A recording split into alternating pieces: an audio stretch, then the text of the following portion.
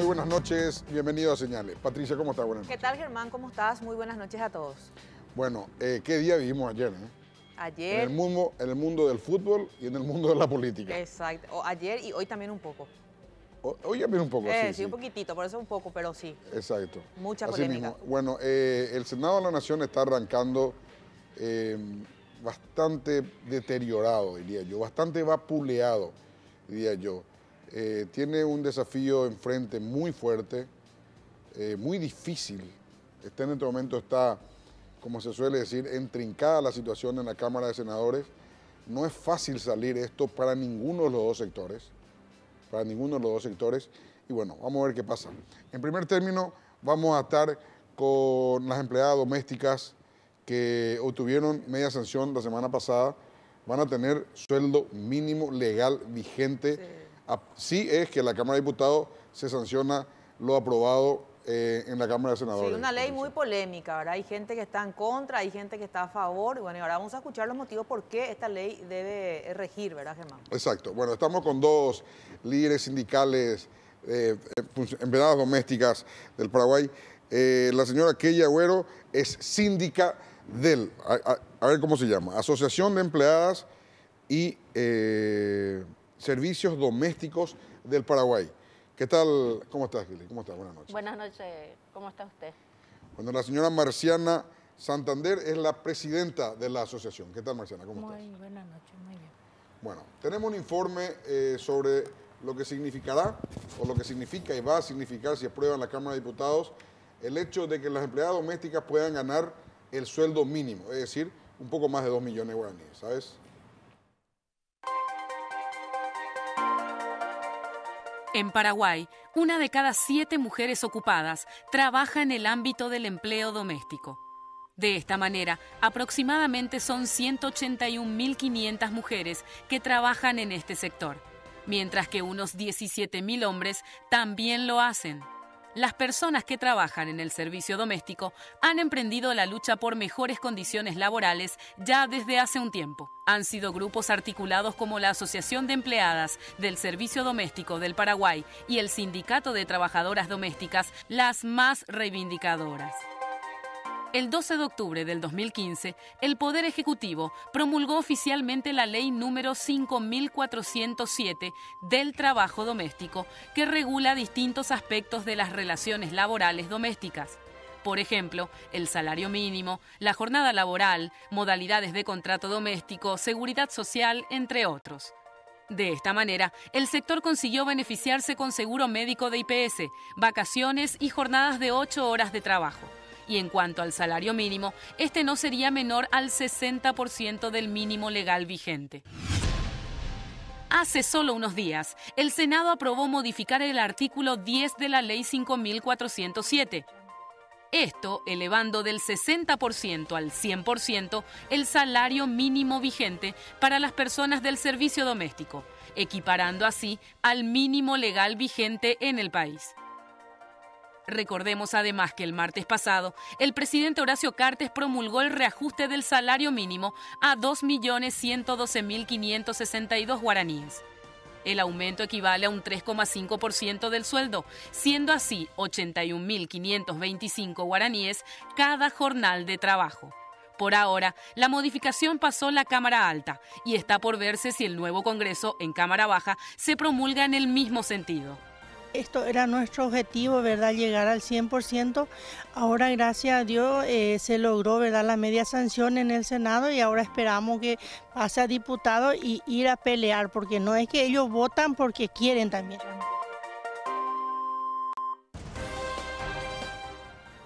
Bueno, Marciana, es una buena noticia para ustedes. Obviamente van a ganar 2 millones, ¿cuánto? ¿100.000? ¿Está el sueldo mínimo ahora, Patricia? 112.000. 112.000. 112.000, 2.112.000. Es una buena noticia, ¿verdad? Sí, es una buena noticia porque estamos luchando desde hace 11 años atrás y yo creo que ya es tiempo de que se iguale, ¿verdad?, el salario para toda la trabajadora doméstica, porque el salario mínimo es como se llama lo mínimo, ¿verdad? Entonces, es lo básico para poder vivir. Entonces, nosotros creemos también que la persona profesional tiene que ganar más, no el salario mínimo. O sea que acá es la responsabilidad de todo. El gobierno también tiene que darse cuenta, ¿verdad? Que la gente profesional que estudiaron, como ellos siempre dicen, que entraron a la facultad, no, el mínimo es el mínimo. Entonces, tiene que cobrar más y entonces para la trabajadora doméstica el salario mínimo vigente. Ahora, ustedes también coincidirán que no todas las personas que emplean a las funcionarias domésticas están preparadas para pagar ese adicional. Nosotras sabemos ese de hace mucho porque todo lo que, o sea, la mayoría que ganan salario mínimo se desesperan cómo ellos van a pagarle a su trabajadora doméstica salario mínimo porque ese nomás también gana. Entonces, el que nosotras pensamos que la que gana salario mínimo, si necesita, tiene que contratar por hora. Por hora para que pueda limpiar su casa o para hacer alguna tarea. Y también el gobierno tiene que poner guardería, la empresa el ministerio mismo tiene que controlar eso, por ejemplo, que haya más guardería para las mujeres también, para que puedan llevar a su hijo ahí. Entonces yo creo que acá tiene que hacer un trabajo en conjunto. Hace falta la voluntad de parte del Estado. ¿Guardería en qué me decís, Marcia? Guardería en la empresa, por ejemplo. Si la gente dice, ¿cómo le voy a dejar a mi hijo porque no voy a poder pagar salario mínimo? Entonces, si trabaja en una empresa y gana solamente salario mínimo, tiene que exigir que haya guardería para esa gente que no pueden pagar. ¿Puedo meterla ahí un poquito mi cuchara?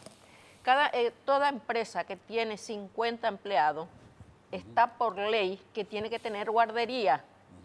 Y entonces a eso se refiere la compañera, que cada empresa que tiene 50 personal, que sea así femenino o masculino, tiene que tener una guardería.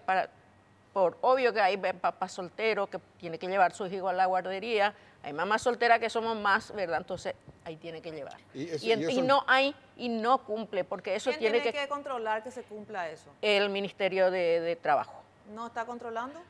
Y no te puedo decir si no está controlando o no, pero yo te digo que hay muy pocas empresas que son contados, 2, 3 nomás hay empresas seguros que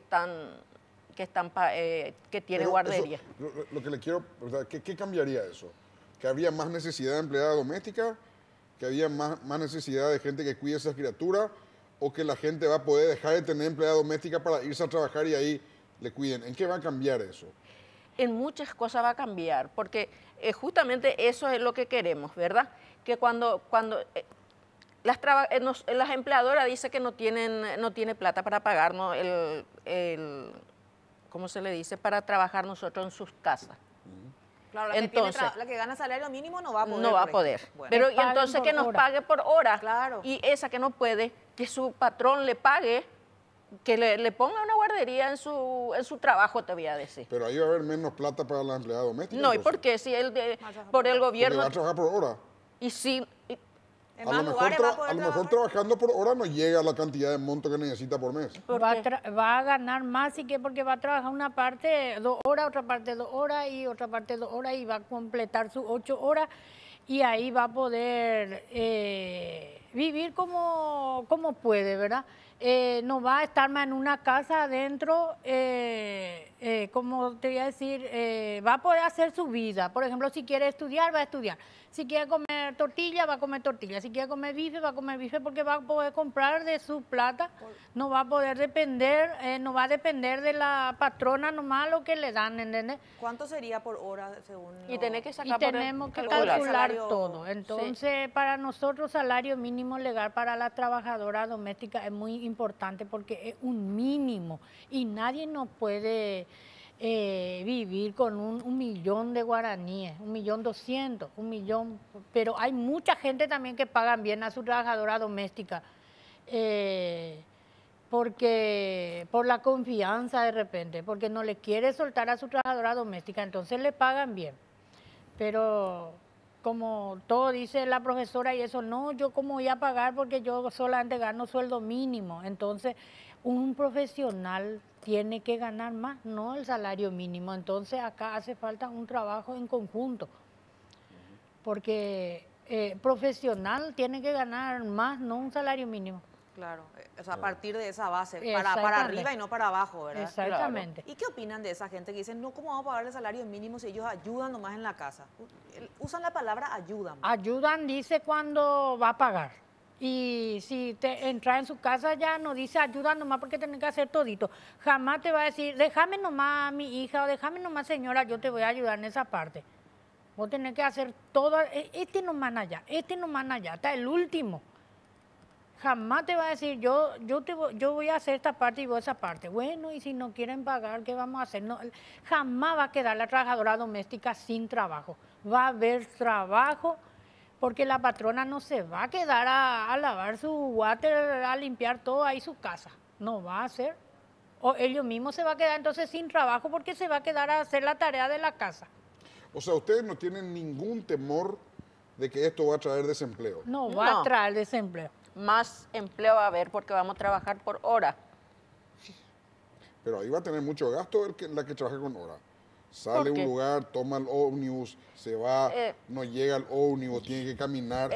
Es más, no yo es te tan voy a sencillo. decir, no, yo sé, todo está previsto, ¿verdad? Sí, Todo ahora estamos. Yo la única cosa que siempre estoy diciendo y estoy comparando, que en los otros países, ¿cómo trabajan por hora? Y acá en Paraguay nomás. Cierto, hace 5 años atrás, nosotros hace como 9, 10 años ya que estamos luchando por esto, hace 5 años atrás que estábamos cobrando el 40%.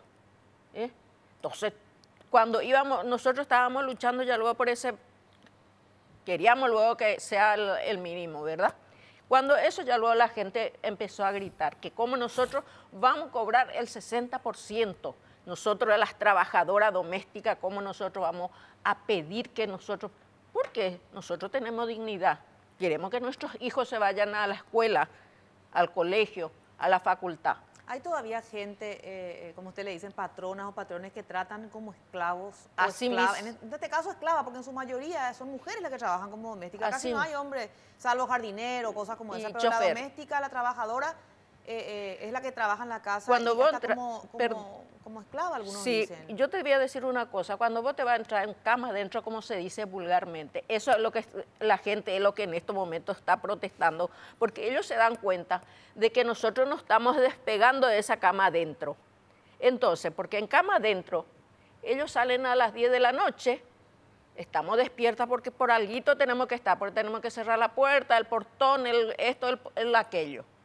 Ahora ellos vienen a las 5 de la mañana o a las 2 de la mañana o la hora que se le antoja a ellos, viene y te toca otra vez el timbre, vos tenés que levantarte porque esto, y vos tenés que levantarte algunas veces a las 5 de la mañana porque tenés que preparar a los chicos que tienen que ir al colegio, al señor que tiene que irse a su trabajo, a ella prepararle todas sus cosas que tiene que llevar a su trabajo. Entonces, ese es el gran problema que está teniendo Paraguay, que se da cuenta que la trabajadora doméstica también quiere vivir dignamente de su trabajo. Y no quiere pagar salario mínimo porque dicen que la que trabaja cama adentro comen en su casa, viven en su casa. Y que también implica ahí porque vive en su casa, porque comen en su casa, como dijo la compañera. Se levanta, el que se levanta el primero y que duerme al último.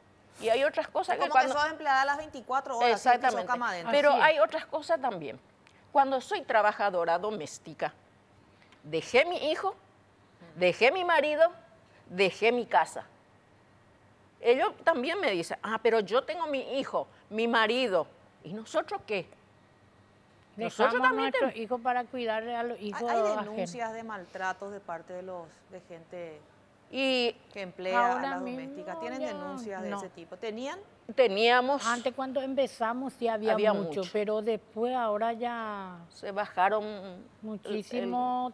A través de la prensa también se ve que hay organizaciones, entonces bajó también mucho porque Usted denunciaba cuestiones como, por ejemplo, ustedes no se le daba el mismo almuerzo que a la familia, por ejemplo. Eso no Y se eso denuncia. nosotros ¿Sabe lo pasamos en carne propia de antes, yo te voy a decir. Porque ¿Sabe que hay yo, por patrón? ejemplo, desde los 15 años y vine del interior a trabajar. Y después formé mi familia, todo eso, ¿verdad? Y pasamos eso, pero antes. Pasamos eso, por ejemplo, que te dan lo que sobra y eso. Y también las compañeras dicen hasta ahora que le dan lo que le manda a hacer otra cosa para ella y los patrones comen otra cosa. Hay también patrona que te quiere pegar. ¿Te quiere ¿Te pegar? tocó pasar por eso? No, por favor. No, conmigo no. Pero ustedes creen que hoy hay un poco más de respeto en el trato mínimamente. Sí, con ustedes? mínimamente, porque te dice, ay, ¿por qué vos tenés que ganar más si esto y aquello? Y vos sos trabajadora doméstica nomás como si fuera que No. una mujer cuando quiere estudiar, ¿por dónde pasa? ¿Por dónde? Cuando yo no tengo estudio, ¿por dónde paso? Por trabajadora doméstica. Sí. Ahí yo puedo procurar de estudiar. ¿Y qué opinan de lo que dijo el ministro de Justicia, Guillermo Sosa? O sea, que él rechaza este aumento de salario para ustedes, por ejemplo. Ministro de Trabajo. El ministro de Trabajo, perdón. Ministro de Trabajo. Y yo creo que porque él no pasa lo que nosotros pasamos, por eso es lo que rechaza. Pero yo creo que va a aceptar. ¿Van a hablar con él ustedes en algún Sí, momento? tenemos que hablar. con Siempre él. luego tenemos reuniones con él. Siempre le encontramos y hablamos y yo creo que vamos a hablar con él porque a lo mejor va a escuchar todo lo que nosotros estamos diciendo también. Está escuchando todo lo que decimos. De hecho, está escuchando porque está Ya acá sé. en piso, en señales, va a entrar Sí. luego ustedes, el señor ministro Guillermo Sosa, ¿verdad? Para hablar un poco de este caso, porque el reclamo que ustedes hacen de alguna forma es justo, como cualquier otro trabajador o trabajadora que quiere ganar el piso, ni siquiera el máximo, el piso. el piso es. Exactamente. Aparte de eso, Pero ¿cuántos ustedes no tienen realmente ustedes temor de que la gente, aún queriendo pagar, se vea imposibilitado a hacerlo? no. Yo pago, por ejemplo, Germán, mi ejemplo, por día y por hora, hace muchísimo tiempo, y todas mis amigas Claro, que pero no tú- tienen una... Pero tu casa está vacía todo el día. Depende, depende, porque mis amigas tienen 3 hijas, por ejemplo, y por hora y por día. Se organizan de cuál es el día que uno vaya a limpiar. Es más, ella me presta a la chica. O sea, me presta su servicio, mejor dicho. Me presta el servicio de esta asistente doméstica, yo le digo, y ella viene a casa y nos turnamos y nos pasamos con otras amigas. Yo no, de verdad, últimamente se está usando mucho de esa forma. En la Argentina esa es la modalidad de trabajar. Yo siempre... ¿Sabe cuál es la diferencia en la Argentina? Ajá. Que la gente vive en edificios. Entonces, vos podés tener en un edificio 3 lugares de trabajo. Acá no, acá es extensivo todavía. No hay muchos edificios todavía en Asunción ni en Paraguay. Y bueno, ¿qué? Entonces, para trasladarte no es tan sencillo. A veces no hay ómnibus que te lleve. O sea, podría haber ese problema, más estoy planteando.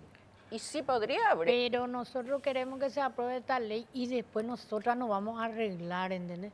Vamos a arreglar, vamos a buscar la forma de cómo trabajar, porque de repente también puede haber 3 chicas, por ejemplo, y alquilar una piecita y vivir las 3 chicas juntas y trabajar así por hora y va a ganar más, porque a lo mejor va a trabajar más o va a ganar un mínimo nomás, que el salario mínimo vigente y va a poder estudiar.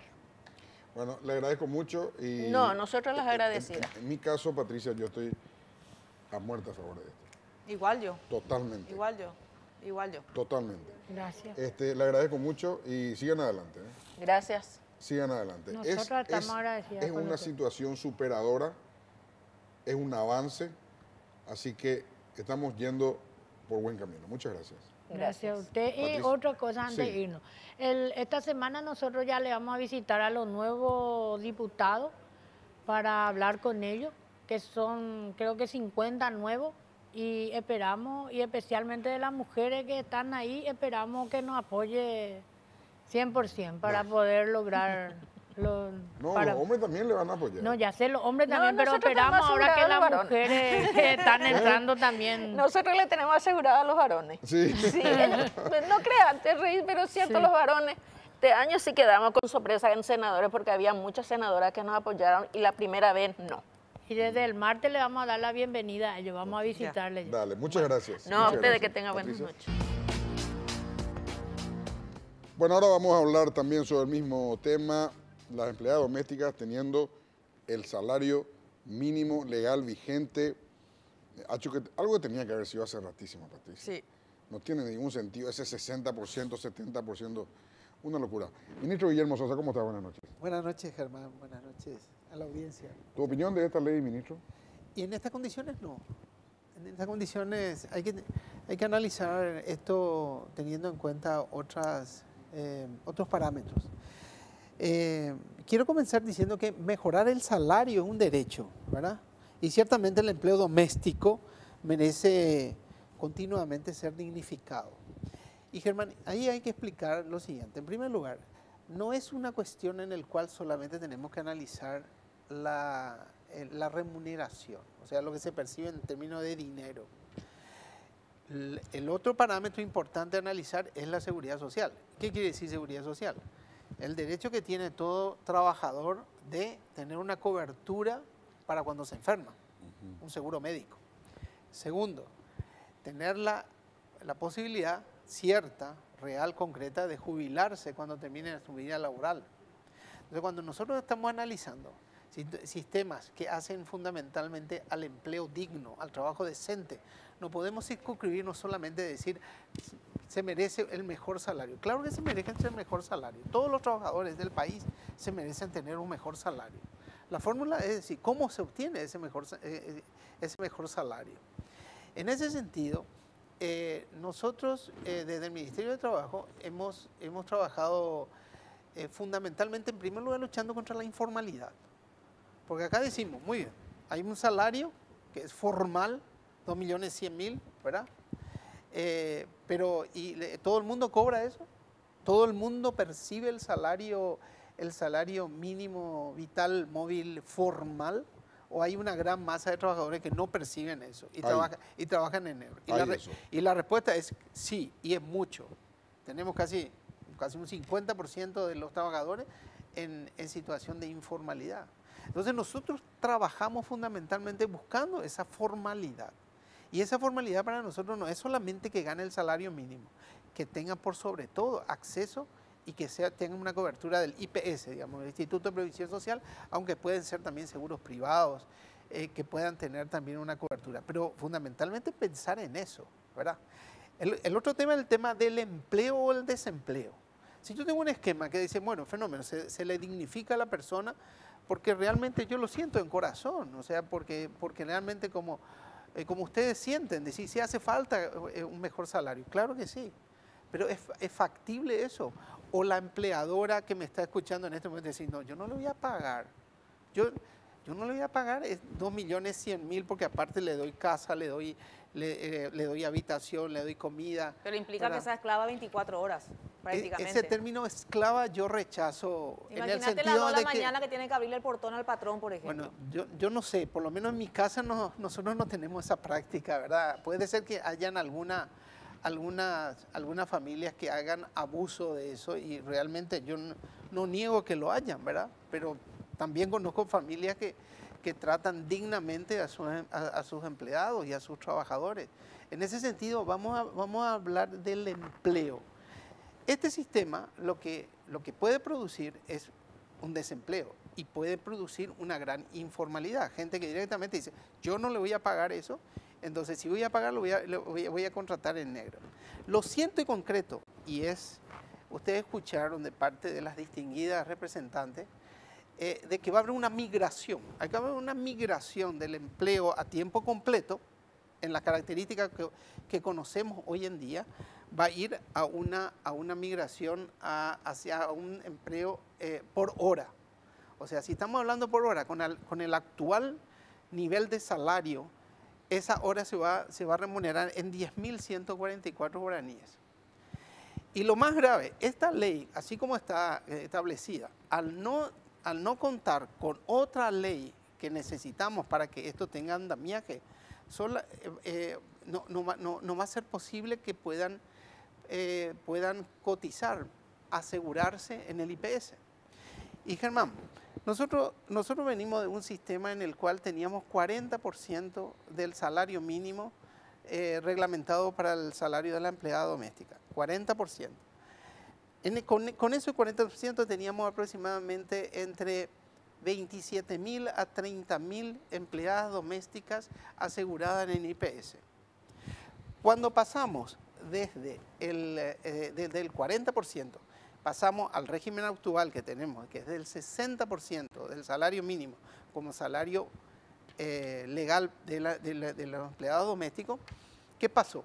En vez de aumentar la cantidad de trabajadores en el IPS, disminuyó.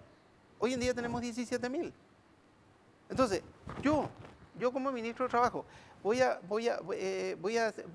en forma, digamos así, apresurada, tomar una decisión sin tener los recaudos necesarios para que esto sea realmente aplicado con éxito. Yo no puedo acompañar una propuesta de esta naturaleza.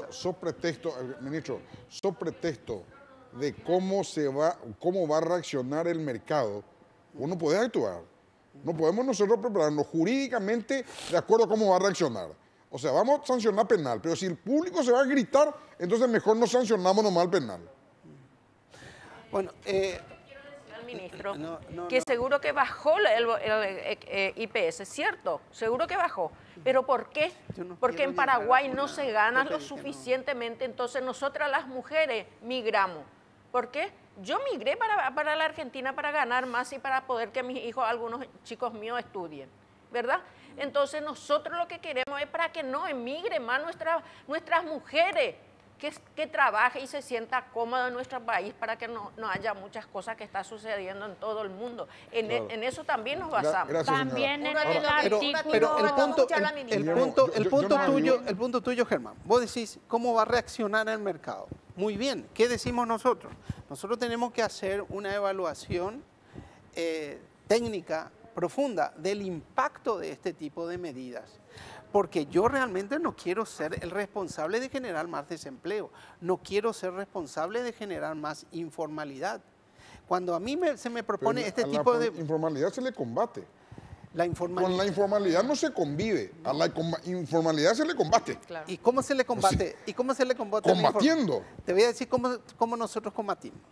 Tres áreas de combate a la informalidad. En primer lugar, un área de educación para la formalidad. La comunicación para la formalidad. Mucha gente no sabe qué es formalidad.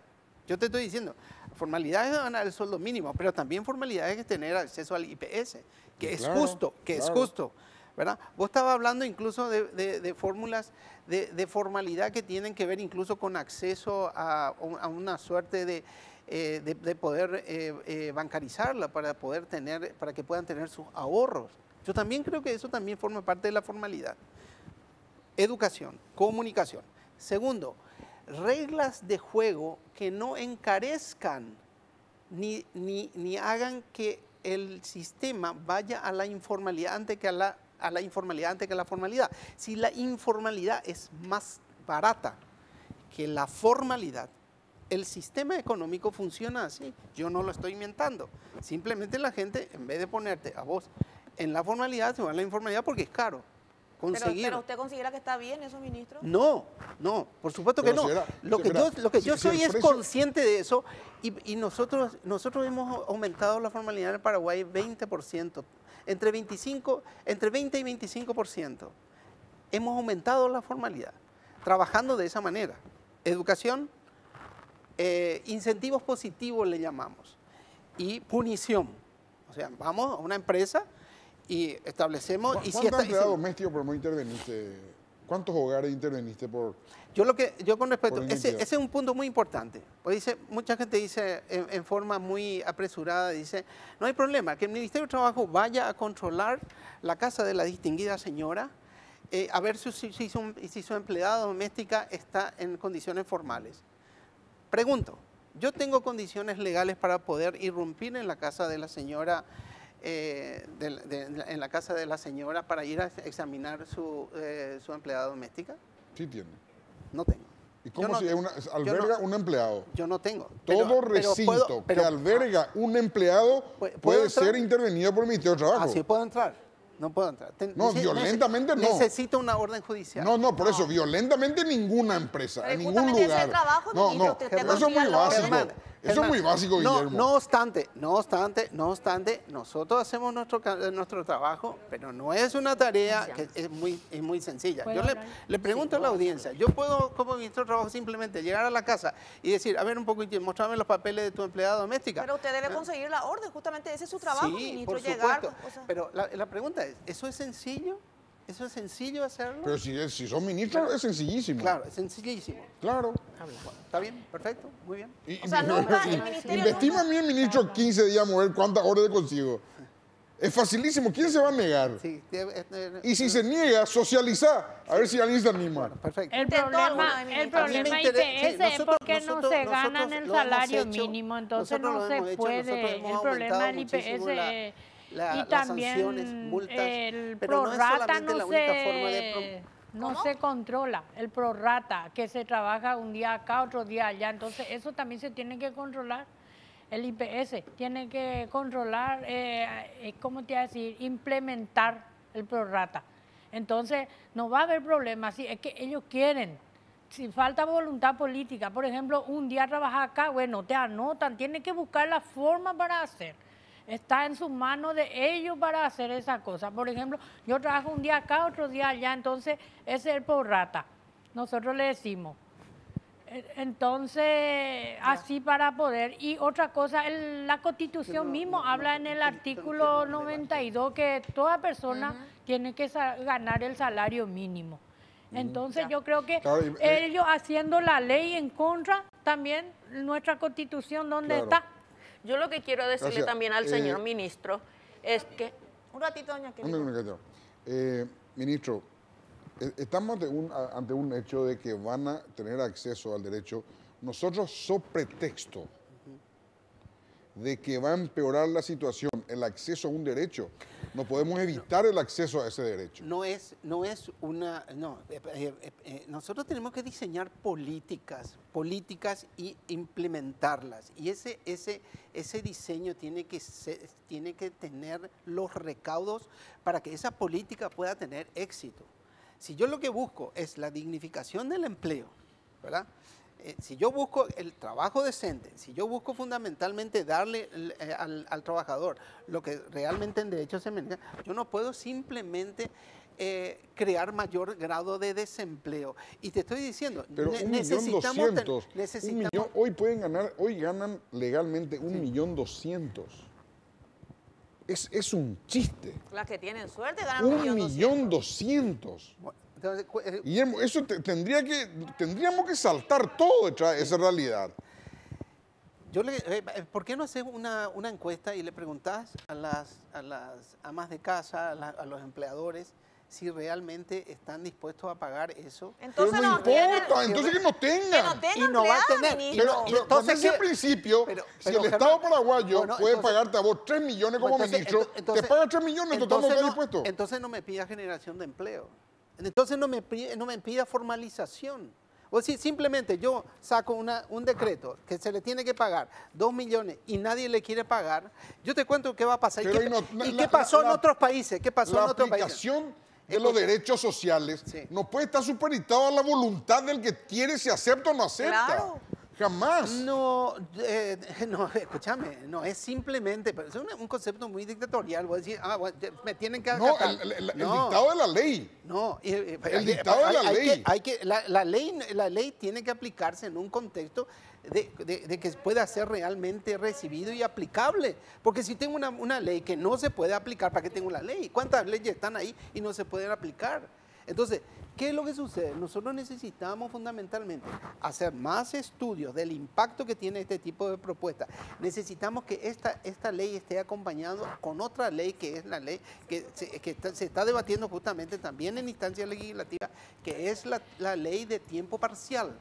No tenemos cobertura legal en este momento para poder acompañar ese efecto que ya lo están anunciando, que es la migración al por hora. Se terminó el trabajo permanente, ¿verdad? Pasamos al por hora. Tengo cobertura yo para poder trabajar. la ley de tiempo parcial, no tengo. Por eso es que se está debatiendo la ley en este momento en el Congreso. También la ley de empleo parcial.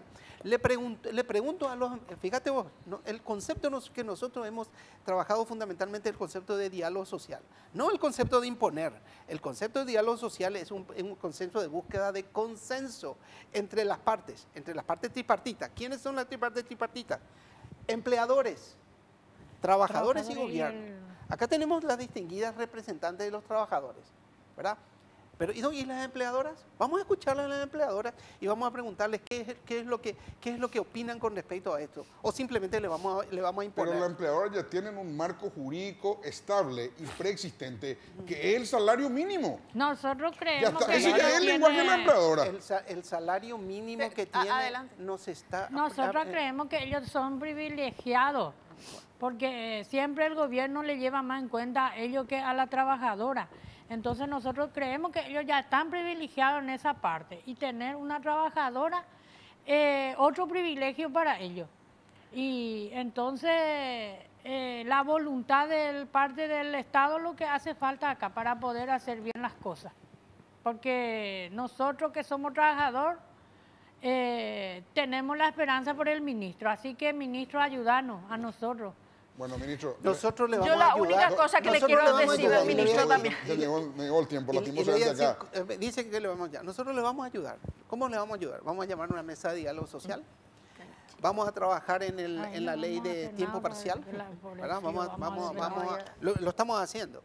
Vamos a trabajar con el Instituto de Previsión Social para crear el sistema para que puedan tener pluriempleos y para que puedan cotizar trabajando con varios empleadores, ¿verdad? Y que pueda ser de alguna manera posible que no tengan efectos adversos a lo que se está buscando. Gracias, ministro. Lastimosamente nos roba el tiempo. Muchas gracias, señora. Muchas gracias.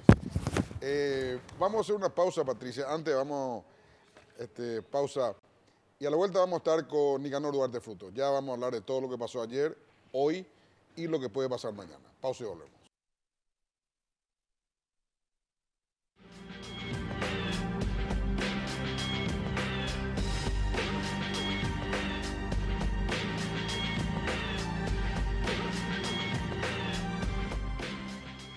Bueno, ahora sí, Patricia ya está en los estudios del canal Nicanor Duarte Fruto. ¿Qué tal, Nicanor? ¿Cómo estás? Buenas noches.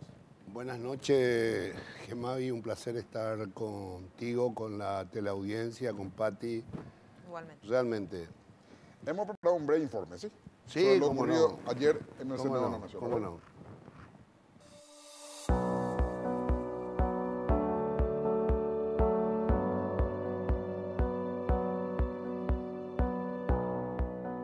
Los nuevos senadores fueron invitados para las 15 horas en la sala bicameral del Congreso. El Tribunal Superior de Justicia Electoral emitió una resolución donde se dan los nombres de 45 senadores titulares y 30 suplentes. Y yo creo que nadie está por sobre la Constitución. Lo más importante en este momento es la unidad de la bancada, ¿verdad? Luego vamos a ver si se puede reivindicarlo del juramento. Por su parte, el senador paraguayo Cubas no pasó desapercibido tras una gresca con manifestantes que apoyaban a Nicanor.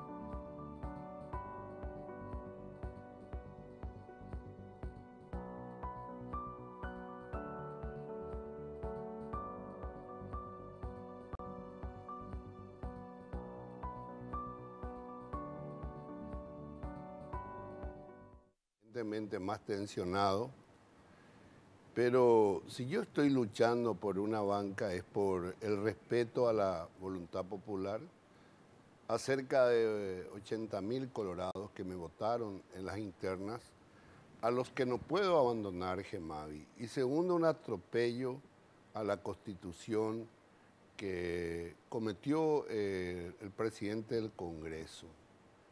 El presidente del Congreso en el 2011, yo le envié unos archivos a los amigos, no sé si te llegó. En el 2011, el propio Sixto Pereira decía que la senaduría de Nicanor Duarte Fruto era totalmente legítima, que yo tendría que jurar que era una cuestión política. el presidente Fernando Lugo decía que él puede ser candidato a senador, que el caso de Nicanor creó jurisprudencia. Entonces es importante decirle a la sociedad paraguaya que acá no se trata de violar la Constitución. Nosotros no estamos violando la Constitución. Estamos defendiendo un derecho político que es un derecho humano. La interpretación de un artículo constitucional se resuelve en instancias institucionales cuando hay controversia en la sociedad. Pero evidentemente hay sectores que se arrogan el monopolio de la verdad y pretenden clausurar el debate sobre la senaduría vitalicia. Yo le pregunto a la sociedad, ¿un cargo honorífico puede proscribir políticamente a un ciudadano o a una ciudadana matando su derecho político a ser elegido? ¿En qué país? ¿Dónde están hoy los expresidentes de la República? Los expresidentes de la República, de la región, están en plena actividad política. Uribe es senador, Pepe Mujica es senador. Menem es senador. Menem, Cristina, en el Brasil todos. No podemos interpretar la Constitución por una actitud, por un sentimiento, por el odio, por el rencor o por cuestiones políticas. Entonces, lo que cometió Lugo fue un gran atropello a la Constitución. Ocultó el fallo, imagínense, ocultó el fallo al Senado. Lugo no informó al Pleno. Yo por eso me fui para ver la actuación de Fernando Lugo, que me interesa estudiarlo, ¿verdad? Verlo. Más o menos tengo su perfil. ¿Cuál es su perfil? Y es un hombre absolutamente errático que tiene la conciencia cauterizada, pero no es por él, sino no puede ocultarle al Pleno. Primero, Lugo no juró ayer. Nadie puede jurar ante sí mismo. Juro ante yo no puedo decir. ¿Qué pasó a la mañana? ¿Qué pasó a la mañana en diputados? ¿Cómo se hizo el juramento? El presidente de la Cámara de Diputados, Aliana, tuvo que bajarse del estrado, llamar a su vicepresidente, que era Ramona Mendoza, y le tomó juramento. Lugo ayer no juró. No. A él le tenía que tomar el juramento Óscar Cachito Salomón. Y él temió que Óscar Cachito Salomón sometiera como correspondía al Pleno. Mire, señores, acá hay un fallo de la justicia electoral, un amparo, hay una resolución del Tribunal Superior de Justicia Electoral, someto a consideración. Como sabía él de la barbaridad, de la monstruosidad de su resolución administrativa unilateral, porque la convocatoria a la señora Mirta fue una resolución administrativa, arbitraria, discrecional, que ni siquiera consultó ni siquiera al Pleno, menos a los líderes de bancada. Es una resolución administrativa que el presidente del Congreso, Beto Velar, puede revocar cuando se lo antoje. ¿Por qué? Porque es una resolución administrativa que tomó Lugo sin consultar a nadie. Pero la gente de ahí, por ejemplo, Nicanor, dice que Mirta ya juró ahora. Pero fue un juramento totalmente nulo, porque él no existe electoralmente. Esto no significa ninguna descalificación a título personal. Ella no existe en la resolución electoral. Fue una resolución arbitraria, fue una resolución totalmente discrecional, increíble, insostenible, una falta de respeto, una burla a cerca de 80.000 electores que nos votaron en las internas y que posteriormente en las nacionales nuestra lista fue ratificada por la voluntad popular. Ahora, la gente vio lo que pasó ayer, Patricia, y si no leyó en las redes sociales, o leyó, estuvo en las páginas, Sí. en las aplicaciones de los diarios, en internet, estuvo en todos lados. Pero hoy, ¿cómo estamos, Nicanor? O sea, hoy hay 2 personas que juraron en el caso de Cartes, justificado porque él es presidente de la República, en el caso tuyo, convocado, Mirta Bucinqui, convocado por Lugo. O sea, ¿cómo salimos de este entuerto hoy?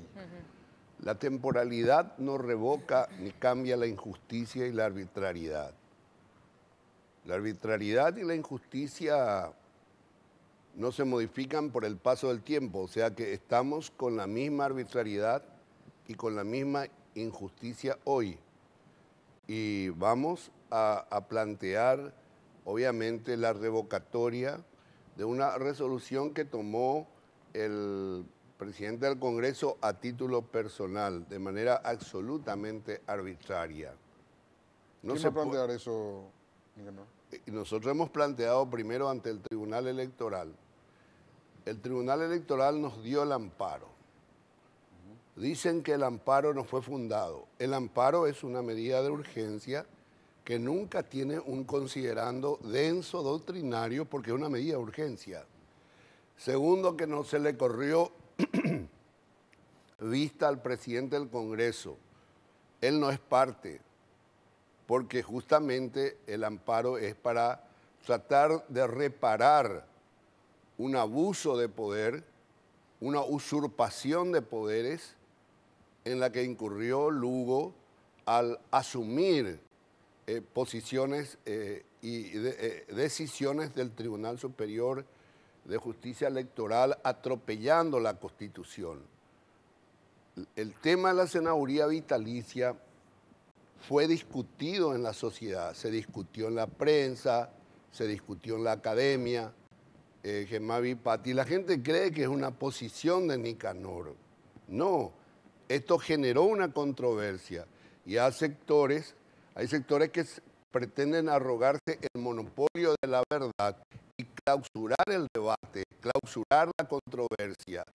Y en la democracia hay que entender que la multiplicidad de opiniones es fundamental para el desarrollo de la República, de la ciudadanía. Ningún poder político ni mediático puede cerrar y clausurar un debate y proclamar que el artículo 189 de suyo, sin necesidad de controversia, excluye a determinadas personas. O sea, vos decís que ahora, Nicanor, lo que haría Beto Ovelar, presidente del Senado actual, es revocar la resolución de Fernando Lugo. ¿Y cómo quedarían ahí las cosas? Y quedaría el Senado, yo no digo que lo va a hacer. Pero me acaba de decir Pero que... ante una medida administrativa de Fernando Lugo, ¿se soluciona con otra medida administrativa? Efectivamente, yo no sé qué va. Yo le respeto al presidente del Senado, un amigo, mi compueblano, un hombre que ha luchado mucho, que llegó a la presidencia del Senado. Lo que estoy diciendo, lo que Patti acababa de señalar en el marco del derecho administrativo. Lugo no consultó ni a la mesa directiva, no estoy diciendo ni siquiera al pleno, a la mesa directiva. Dictó en la oscuridad una resolución administrativa que no tuvo el coraje de comunicar personalmente a nadie, ni siquiera a la mesa directiva, porque sabía la arbitrariedad que encerraba esa disposición, sabía la injusticia que encerraba esa disposición, sabía que se trataba de un golpe a la voluntad popular, y entonces dejó y la secretaria entregó a la prensa. No fue capaz, como un hombre público, el hombre público se debe a la sociedad. Si yo soy presidente del Congreso o estoy en un cargo administrativo, yo tengo que, de cara a la sociedad, informar y argumentar una disposición. No hay argumentos para frenar mi candidatura, porque yo estoy disputando la banca de senadores después de 10 años. Yo no estoy en el gobierno, yo no estoy en el poder. Yo fui embajador. Conmigo terminó la tesis para mí absolutamente también arbitraria y antirrepublicana, porque yo no te puedo obligar a ser periodista o a cumplir tal tarea de por vida. Ni te puedo decir mañana vas a dejar de ejercer la comunicación social.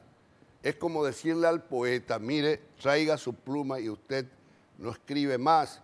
Es como decirle a un pintor, traiga su brocha y usted está condenado a nunca más desarrollar su estética. Eso es lo que hacen conmigo. Sí. Ahora, ¿es cierto que Marito le llamó a Lugo y le abogó por vos? El presidente Mario Adó Benítez actuó con gran solidaridad. El propio equipo jurídico encabezado por el doctor Juan Ernesto Villamayor, que es para mí una gran adquisición de este gobierno, un hombre brillante, lúcido, podemos cuestionarlo, como a mí me pueden cuestionar, pero no se puede negar su capacidad. Él dirigió el equipo jurídico y el presidente Mario Adó Benítez, o sea, cumpliendo instrucciones o cumpliendo orientaciones del presidente Mario Adó Benítez, llevó adelante el proceso. Yo recibí la solidaridad del presidente Mario Adó Benítez en todo momento, porque yo no lo conocía al presidente. Yo nunca fui de Añetete, pero en los últimos tiempos, por la relación de mayor proximidad que tengo con él, llegué a conocerle y... Dicen que te quiere mucho, ¿verdad? Yo veo mucho afecto y también mi compromiso es con el gobierno del presidente Mario Adó Benítez, esté o no esté en el Senado. Lo que yo no puedo es, Gemavi, Pati, dejar de luchar por una banca que no es que me corresponde a mí, que fue decisión de un pueblo, de mucha gente humilde que luchó en el campo, en la ciudad. Hay los votos, una consulta más que nada. Patricia, ¿Hay los votos para lograr revocar esa decisión administrativa? Hoy tienen los votos en el Senado, porque hablan mucho de que supuestamente algunos bajaron, le soltaron la mano a Nicanor, ya consiguieron jurar, ya directamente quieren hacerse de los desentendidos en este caso. ¿Usted qué sabe al respecto, doctor? Primero, Pati, la revocatoria de una resolución administrativa tomada por el presidente del Senado en la sombra no necesita del Pleno. Una resolución administrativa puede ser revocada por otra resolución administrativa. Claro. Si Lugo hubiese sometido al Pleno y el Pleno aceptaba la convocatoria de la señora Mirta, entonces claro, el presidente Silvio Beto Velar tendría que someter al Pleno, pero él por una resolución administrativa... Unilateral, como fue la resolución de Lugo, unilateral y administrativa, puede revocar y entonces quedaría el Senado con 44 miembros hasta que se resuelva el conflicto conmigo, ¿verdad? Hay mucha gente que dice, Nicanor, de que tu pecado, entre comillas, es estar en combo con Horacio Cartes. Que si hubiese sido vos solo, que no había reparos para contigo, pero sí al meterte a vos, entre comillas, está entrando detrás tuyo Horacio Cartes. Primero, eso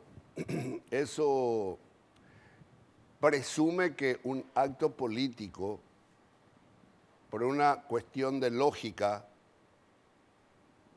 produce otro acto político. Mi juramento no implica, lógicamente, matemáticamente, el juramento de Cartes. El juramento del presidente Cartes va a depender de 23 votos. Pero si vamos a analizar la cultura política nuestra, yo también miro la posteridad, miro el futuro. Yo fui presidente de la República, bueno, fui presidente de mi partido. Yo creo que si los constituyentes querían realmente cerrar el paso a la militancia política a un presidente de la República, lo hubieran hecho de manera explícita, como lo han hecho en el caso de la reelección presidencial. ¿Qué dice en el caso de la reelección presidencial? No podrá en ningún caso, con el criterio que me aplica Lugo para excluirme, él no puede estar en el Senado. Porque si la senaduría activa es un modo de frenar a un expresidente volver a la militancia y colocarse en la línea de sucesión, ¿qué está pasando hoy? Él está. Pero ellos dicen que supuestamente porque él fue sacado antes de terminar su mandato, que fue enjuiciado, entonces por eso él puede ser senador. Es lo que alega al menos ese No, grupo. yo sé, pero mira, Pati, la Constitución dice que Lugo ni siquiera puede ser senador vitalicio. No puede ser senador vitalicio. No, eso está claro. Él no es merecedor ni siquiera de una distinción honorífica. Vos terminaste Derecho, ¿verdad? Sí. ¿Vos sos abogado también, o no? Es también. Vos sabés que soy. Bueno. Vos también sos abogado, doctor. Y hay una lógica jurídica. Yo no soy un profesional que está en los tribunales, pero soy un lector apasionado del derecho constitucional.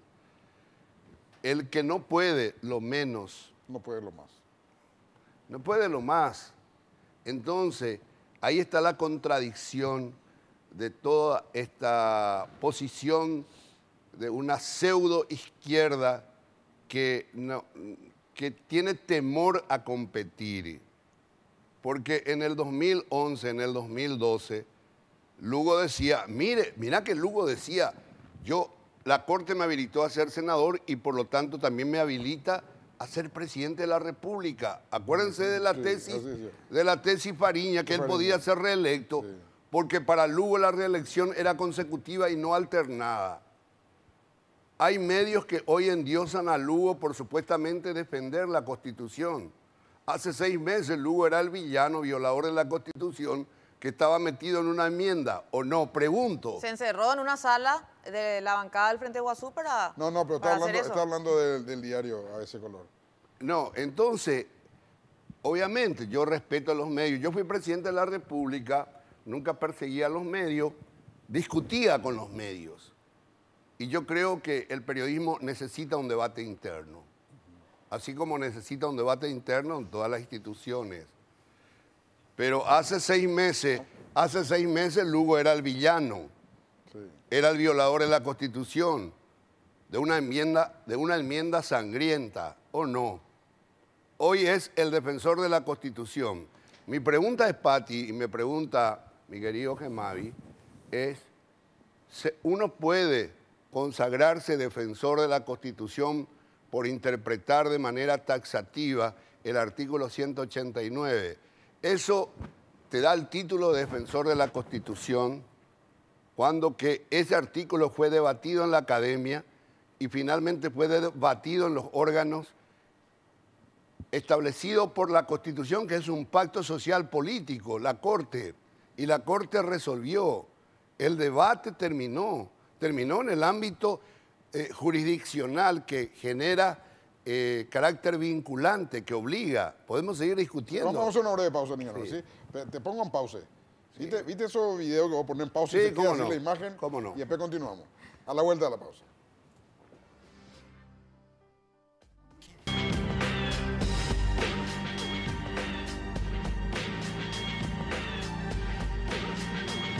Bueno, Nicanor, trato de ponerme en el zapato de la gente que nos está mirando, o en la piel, ¿verdad? Porque mucha gente ya está acostada a esta hora de la noche.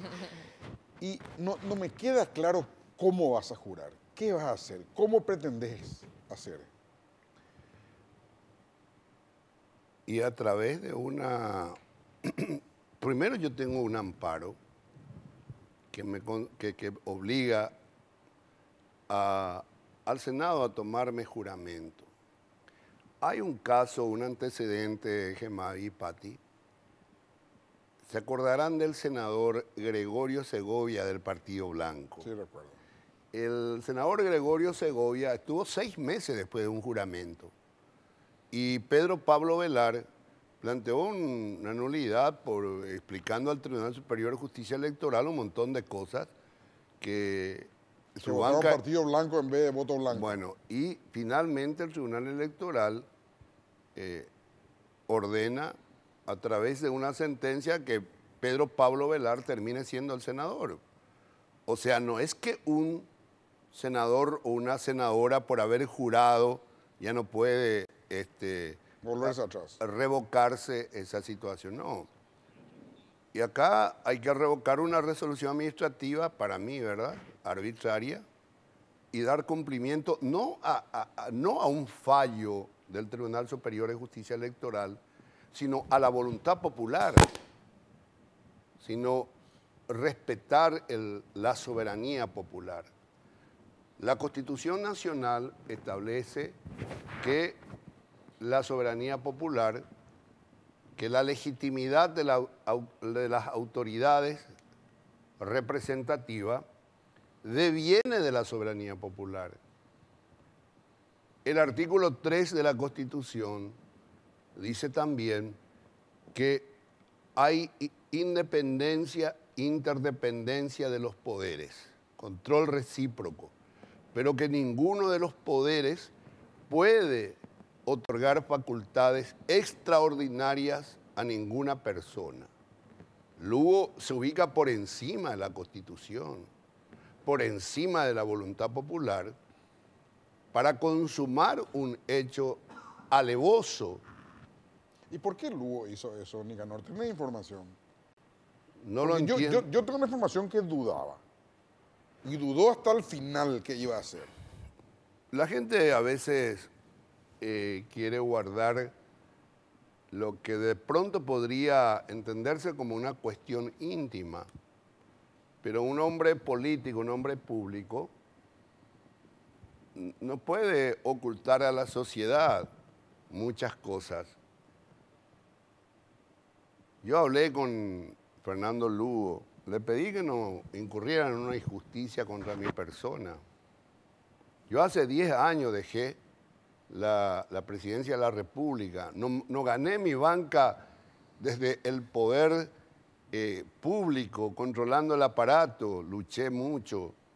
Ya fui embajador y Lugo y todo este Senado que pasó ahora me dio por unanimidad de los presentes la embajada, con lo cual mi renuncia tuvo lugar, porque de lo contrario me hubieran pedido que yo solicitara permiso como corresponde a cualquiera que sea parte del cuerpo legislativo. Por eso Lugo evidentemente dudaba, porque yo le explicaba a él. ¿Y qué te respondió él? ¿Qué te dijo el presidente del Senado? ¿Qué te decía? No, nada. Yo, Gemavi, soy respetuoso y aprecio la voluntad popular, la soberanía popular. Cuando fue el candidato a presidente en una situación mucho más clara de inhabilidad, En el 2008. en el 2008, pensé que la voluntad popular fue un error o un acierto, pero yo sostuve que la voluntad popular debería legitimar a cualquiera que fuese ungido como representante del pueblo. Porque como presidente de la República tenía poder, podría haberlo impugnado. ¿Le dijiste eso? Bueno. ¿Y qué te decía? No pude hablar con él así, de manera interpersonal. Pero, ¿te esquivaba él, Nicanor? No, ocurre que en el mundo que vivimos la tecnología te permite diversas maneras de comunicarse, no solamente interpersonal. Pero más allá de este tema, conmigo se comete una injusticia. Disputé desde fuera del poder, después de 10 años de dejar la presidencia de la República. Recorrí el país, ya fui embajador. No se puede plantear el monopolio de la verdad. Una sociedad se enriquece con la multiplicidad de opiniones. Y esa multiplicidad de opiniones, que pueden ser controversiales, opuestas, se resuelve en el campo del derecho, en las instancias establecidas por el contrato social y político, que es la Constitución. El Estado es el tercero árbitro en una disputa. Ahora, si me dicen que no nos interesa los órganos del Estado, entonces estamos negando la sociedad republicana, estamos negando los valores de la democracia. Porque si me dicen no nos importa el fallo de la Corte, entonces el camino que se abre para la resolución de los conflictos es la violencia, es la fuerza. Al Gore perdió en Estados Unidos por un fallo de la Corte. George Bush, su segundo mandato, le da a la Corte por un problema en Florida. Si hemos pactado... John F. Kennedy gana en el 60. Claro, y por resoluciones de la Corte. Si hemos pactado como sociedad que hay una instancia, ¿para qué se crean los tribunales constitucionales en el mundo? Porque evidentemente existe la posibilidad real de la controversia sobre la interpretación de un artículo constitucional en una ley. Y acá la gente cree que es un problema en Nicanor, pero ¿cuántos constitucionalistas de nota, de prestigio en nuestro país, como Altamirano, Lescano Claude, Campos Cervera, Mendonca, Chase, Vasconcelos y otros, que no son de mi partido, han dicho de manera reiterada que la senaduría vitalicia no puede significar la proscripción política? No puede matar el derecho político de nadie. Y en mi caso, mucho más, porque no es que yo estoy disputando una banca que gané en el poder. Estoy disputando una banca después de haber ocupado otro cargo distinto a la senaduría vitalicia, fuera del poder. Ahí no hubo problema. Bueno, tenemos que hacer una pausa, Nicanor. Bueno. Acá, lastimosamente... Luego le voy a contar... tenemos un minuto a la vuelta de la pausa. ¿Un minuto terminó? Un minuto y terminó. Ah, bueno, Terminó. correcto. 4 dice. Ah, 4 minutos. 4 minutos. 4 minutos. Breve pausa y volvemos. Bueno, la gente me escribe muchísimo, Nicanor. Contá que el rating está muy alto. Ya viste, doctor, que está alto. Que no baja. Le mostré recién a Nicanor y bueno, está alto, está contento Nicanor. Podemos ser parte del equipo. El equipo, podemos ya, sí, agradecer, puedes incorporarte, Nicanor. Hace 10 años que estamos en la llanura. Doctor, ¿vos podrías? Nosotros nacimos en la llanura. Sí. Doctor, ¿vos estás pensando o pensaste en algún momento en denunciar a Fernando Lugo por desacato judicial? Es una pregunta que... Vamos a denunciarlo. Yo creo que no se puede tolerar que la gente interprete la Constitución a su modo, por afectos personales, por desafecto, por una cuestión empática. No solamente él cometió prevaricato. La gente cree que el prevaricato solo es un acto imputable a un juez. Cualquier funcionario público que violenta el orden constitucional, que violenta la norma constitucional, que se pone por encima de las instituciones para perjudicar a otro, comete desacato, comete prevaricato. Y no solamente desacato, él es un usurpador, porque él se atribuyó funciones del Tribunal Superior de Justicia Electoral, usurpación de funciones públicas, desacato, prevaricato. Y tenemos que hacer la acción, por lo menos para que las generaciones futuras evalúen. En el Paraguay lo que siempre nos dividió, Gemavi y Patti, es el antagonismo estéril, la persecución entre actores políticos, la interpretación de la ley según criterios de mayoría o de minoría. Hoy a mí me toca sufrir los efectos de una arbitrariedad. Mañana puede sufrir otro, aquel que está aplaudiendo esta arbitrariedad. Por eso, más allá de los afectos o desafectos, tenemos que cuidar la institucionalidad. Así mismo es.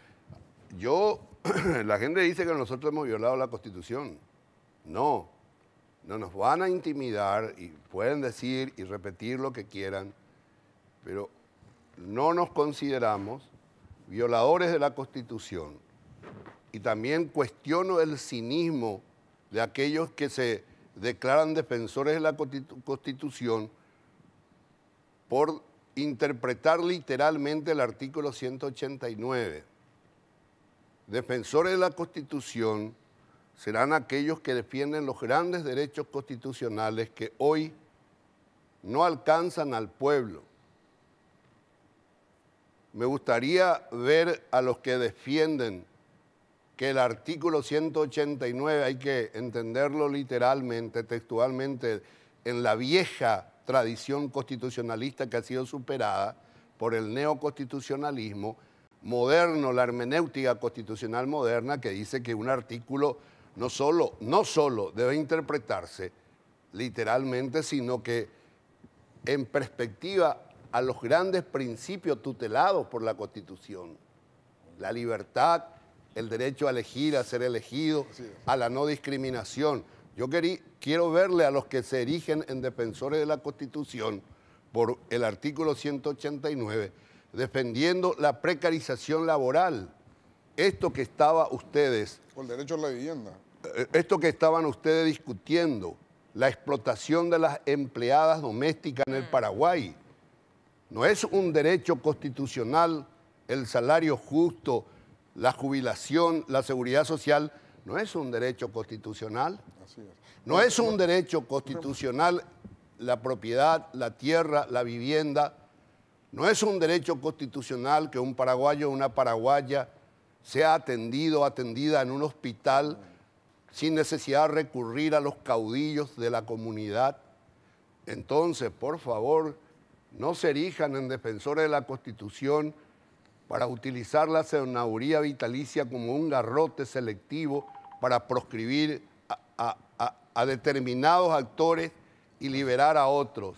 Gracias, Esta hipocresía no se puede sostener. Yo te agradezco, Gemavi, agradezco a Patti y les digo a los compañeros y compañeras que vamos a seguir luchando por nuestro derecho político. Gracias, Nicanor, muchas gracias. Muy amable. Nos vamos, Patricia. Nos vamos más temprano. Un poco más temprano. Más temprano. Eso no contamos, Patricia. Sí. A partir de este domingo de hoy, el programa terminará a las 10:30 de la noche. Exactamente, de 21 horas a 22:30. Le dejaremos dormir media hora más temprano. Ah, no, sigue José de Egipto, ¿verdad? José de Egipto. Ahí está. Pausa y volvemos. No, ¿qué pausa y volvemos? Nos vamos ya, hermano. La costumbre. Vámonos, si Dios por favor. quiere, nos encontramos en 8 días más.